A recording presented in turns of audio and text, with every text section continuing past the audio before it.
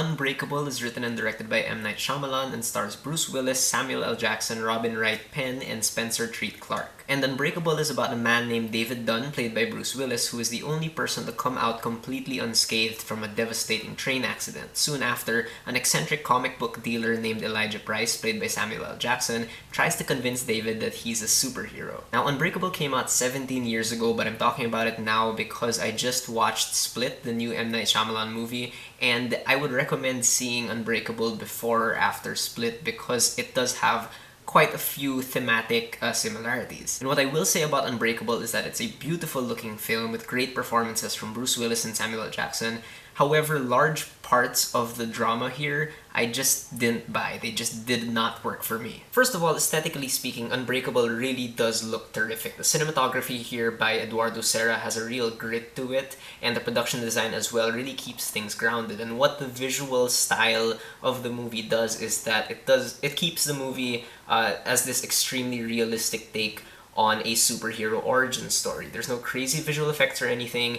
Every single aesthetic choice down to the costume design keeps things grounded. You know, the closest thing that David Dunn has as a costume is a raincoat, and that really helps keep David, the character, human first and hero second. Even sound-wise, Unbreakable is a very quiet film that really fits the solemnity of the narrative, but the silence is punctured once in a while by James Newton Howard's score, which is light for the most part, but there are some moments throughout the film where the music really elevates these few key moments to make them really memorable. And just like his performance in The Sixth Sense, Bruce Willis turns in a very impressive, understated performance here that really works because it contrasts so well against his physique. You really believe that this guy is a reluctant superhero just because of how he looks and how he acts. And the other standout here is Samuel L. Jackson, and we're talking early 2000s Samuel L. Jackson, so he's not playing just his own stereotype. He really effectively conveys how complex and complicated Elijah Price is without ever slipping into caricature, which I think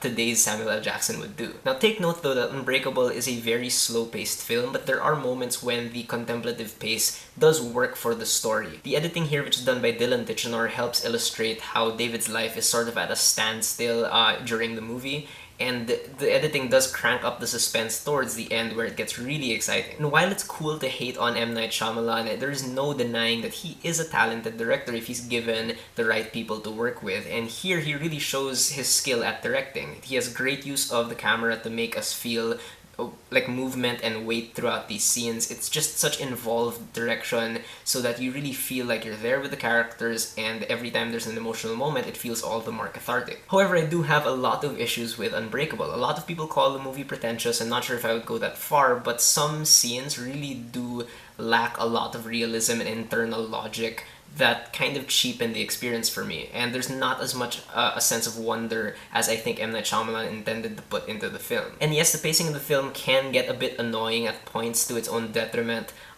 There's some moments when a scene cuts from one place to another and the cuts don't feel very elegant. But my biggest problem with Unbreakable is just the fact that I don't buy a lot of the drama. This is not a spoiler, but I find it hard to believe that a guy hasn't noticed his supposed invulnerability for that long a period of time. And there are some moments here that are totally contrived dramatically, especially a scene that involves a gun that I did not buy at all. There's some unrealistic exchanges of dialogue.